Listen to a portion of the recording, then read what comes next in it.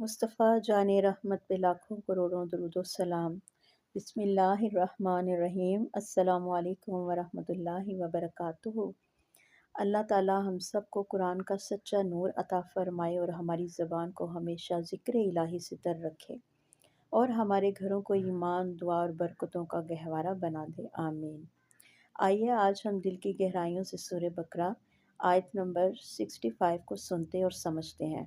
یہ آیت نافرمانی کی انجام اور اللہ کے عدل قدرت کا روشن منظر پیش کرتی ہے۔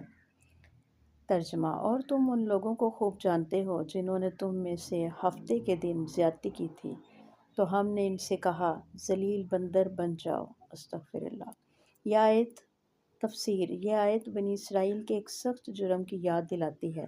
اللہ تعالیٰ نے ان پر حکم دیا کہ ہفتے کے دن شکار نہ کرنا۔ یہ دن صرف عبادت، ذکر اور آرام کے لیے تھا، مگر انہوں نے چالاکی اور فریب سے حکم خداوندی توڑ دیا۔ وہ دن کو شکار نہیں کرتے تھے، مگر ہفتے کی شام مچھلیوں کے جال لگا دیتے اور اگلے دن پکڑ لیتے، گویا اللہ کو دھوکہ دینا چاہتے تھے۔ لیکن یاد رکھیں، اللہ کو کوئی دھوکہ نہیں دے سکتا۔ نتیجہ یہ نکلا کہ اللہ نے فرمایا کونوا قردۃ خاسئین، ذلیل بندر بن جاؤ، اور وہ واقعی مسخ کر دیے گئے۔ یہ اللہ کے غضب کی نشانی تھے۔ استغفر اللہ۔ اللہ کے حکم سے کھیلنا عذاب کو دعوت دینا ہے۔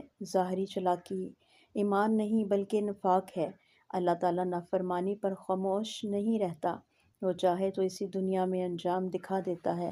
اللہ کا خوف اور عاجزی بندے کو بچا لیتی ہے۔ عملی پیغام ہے کہ آج ہمیں بھی اپنے دل سے پوچھنا چاہیے، کہیں ہم بھی اللہ کے احکام کے ساتھ چالاکی تو نہیں کرتے؟ نماز کا وقت آ جائے اور ہم بعد میں پڑھوں گی کہہ کر مؤخر کر دیں۔ پردے، زبان، رزق یا معاملات میں کہیں ہم حکم الہی کو اپنی مرضی سے تو نہیں بدلتے؟ اللہ کی رحمت قریب ہے، بس ایک سچی توبہ سے دل بدل سکتا ہے۔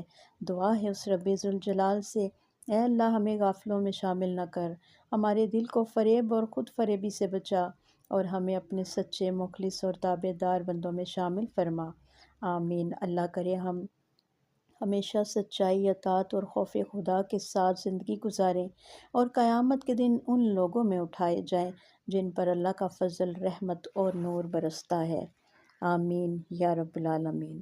آئیے قرآن سے اپنے دلوں کو روشن کیجیے۔ جزاک اللہ خیرہ۔